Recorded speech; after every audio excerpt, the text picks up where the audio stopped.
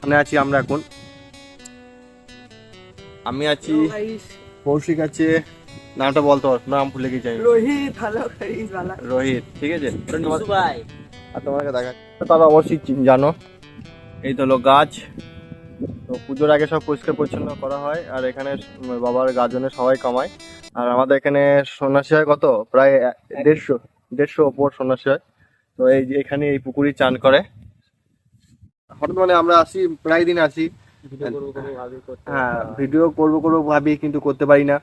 তো আজকে করলাম, আর এখানে আমরা বসে থাকি প্রায় 2-3 ঘন্টা, এখানে কাটাবো, সময় কাটাবো। এখানে সুন্দর একটা আবহাওয়া। প্রায় আমি তো জানি না, আমি ছোট থেকেই দেখছি বট গাছটা এরকমই হয়ে আছে। তো বহু বছর বয়স বট গাছটার। বলছি, বড়রা কেউ যদি জেনে থাকো বলো তো। আর তোমরা যদি আমাদের গ্রামে কেউ জেনে থাকো অবশ্যই কমেন্ট করে জানাবে। তো আজকে ভিডিওটা এখানে এন্ড করছি, এইটাই বলার ছিল।